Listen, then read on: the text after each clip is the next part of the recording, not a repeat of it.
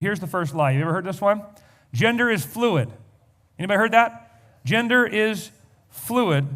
In other words, there's an infinite spectrum of possibilities in this thing we call gender. Here's how we got there, and this will be a little academic and heady, but I think it'll be helpful and instructive for us to understand how we got here. The concept of gender as distinct from biological sex has a layered history, but its modern usage largely traces back to the mid-20th century. Now, I want to stop there and pause and say, in writing this, I understand that this has been around since day one. We have accounts in biblical record of prophets of Baal self-mutilating themselves in the worship of sexual goddesses. We have the spirit of Jezebel castrating men in sexual ceremonies. So it's not as if this has never happened in human history before. This is the same demonic power expressing itself in new ways in a new generation. So Pastor Mark's sermon's New Days, Old Demons. This is what this is. This is an old demon expressing itself in new ways here in Western society in ways that we haven't seen in our lifetime. So it's new to us, not new to the world, so we got to pay attention. The pivotal shift came in the mid-20th century when psychologists and social scientists began separating gender from biology to describe social and cultural roles. In the 50s, psychologist John Money was among the first to popularize gender in a new way. He introduced the idea of gender role and gender identity to describe how individuals perceive themselves and are socialized, distinct from their physical anatomy.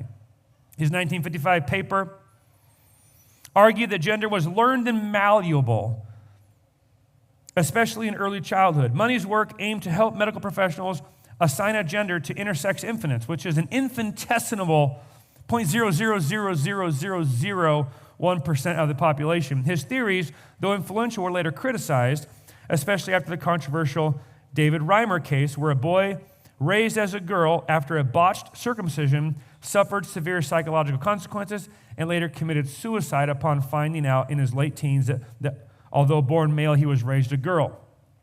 No one talks about the fact that Money was the one who promoted that. He found the parents, heard of the botched surgery, moved in, brainwashed them, convinced them this was cutting edge research, that they needed to raise their son as a girl or they would ruin their son. They did so at his behest, gaslit by this demonic ideology. When their son found out later that he was actually born a male, had been raised a girl by well-meaning but suckered-in parents, he went into depression and killed himself.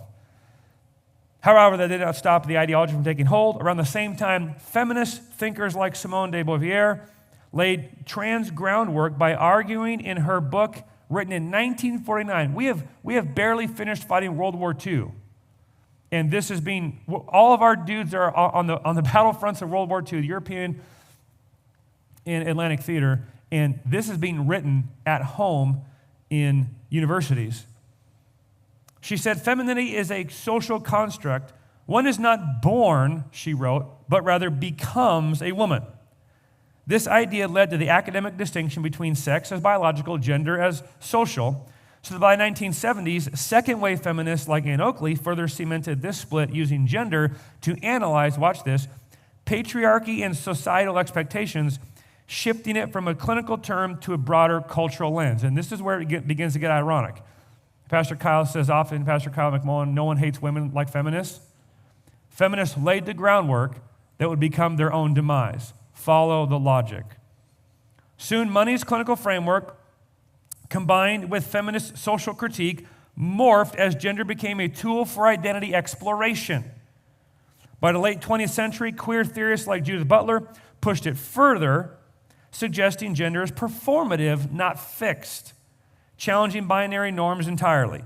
This opened the door to a spectrum of identities, untethered gender from biology and increasingly from sexuality itself. So now we actually have three categories. Follow this. Today's tango came from this evolution. New words mean new things. Sex now merely means your biological anatomy, and that is it. Sexuality is who you happen to be attracted to, although this can change according to your whims and desires and arousals. Gender is now who you really are. It's your self-selected identity inside of your body, separate from biological anatomy and your sexual desires. Gender dysphoria, then, is where who you think you are no longer aligns with your biological anatomy. Thus, in a magical twist of academia's wordsmithing and feminist ideology, gender became fluid. Terms like transgender, non-binary, genderqueer entered mainstream use, including elementary students' questionnaires, often overlapping with sexual orientation discussions, confusing the matter even more. Biology no longer mattered or determined your gender, the experts said. Making matters even more confusing, they suggested cutting those things off that made you biologically male or female, because apparently they don't matter if cutting them off helps you align with your gender identity, which makes no sense. If they don't matter, then why cut them off? And this is the world we find ourselves in. The twist of irony is the role that feminism played in its own demise. In working so hard to dismantle rigid gendered norms, feminists created conceptual space for transgender identities to emerge and then gain traction.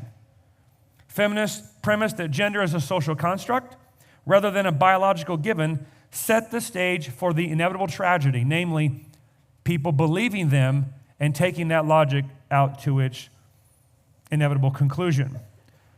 So follow the logic. First wave feminism in the 19th century focused on legal equality.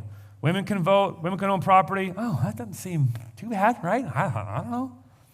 Second wave feminism in the 60s and 70s postulated that one is not born but rather becomes a woman, arguing that femininity wasn't innate but imposed. This, as we've noticed, split sex from biology and social role and framed it as a general script, not a natural destiny, giving feminism a tool to critique the patriarchy as a system built on artificial roles. You don't have the right to impose that on me. I want to be a woman. And here's the irony. In saying they wanted to be a woman, what they were saying was, I want to be more like a what? A man. This is the irony of a movement that is imploding on itself as we watch.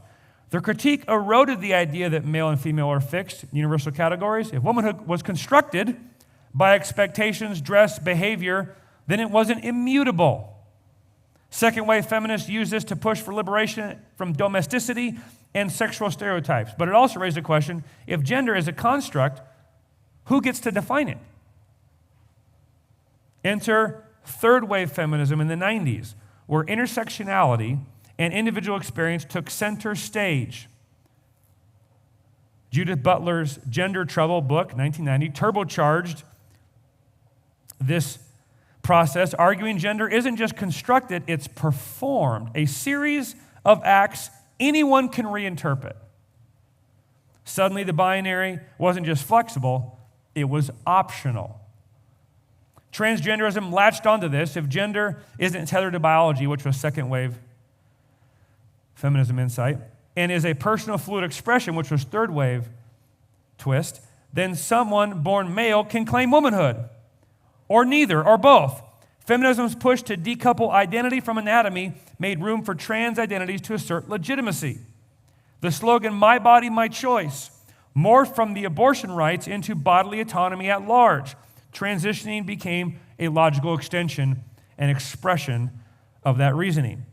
The inevitability, feminism's success in questioning gender's foundations left a vacuum. Once you say gender is not destiny, someone is bound to ask, then what is it? And transgenderism is one answer.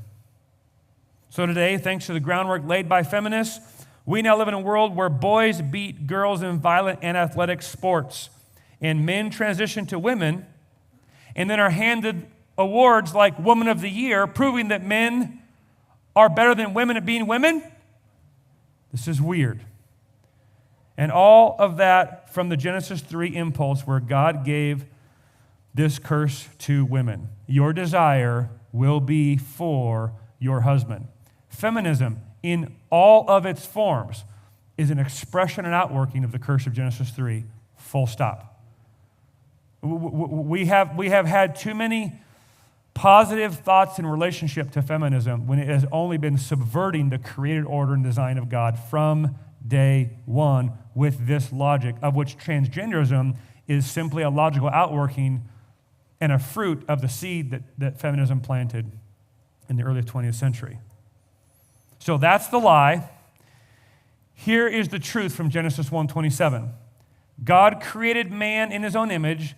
In the image of God, he created them, male and female, he created them. This is a repetitive, poetic expression of God singing truth into existence, of speaking reality into the universe. And what he's saying is, I am creating the genders in my image, and they are inextricably linked to biological anatomy, and I am making them male and female. There is not a spectrum. There are not infinite options here. There are two options in binary categories I'm creating, and both of those binary categories are made in my image. Anything less than that understanding is a counterfeit distortion of God's design. So to the lie that gender is fluid, we say no. Sex is fixed in binary categories. Hey everybody, hope you found that helpful. If you would like to watch the sermon that clip came from, you can go here, check it out. As well, if you'd like to watch more Bible teaching, you can go to my YouTube channel. And if you would like more free resources for your family, your marriage, and how to be a stronger man, you can go to strongmannation.com. Check it out.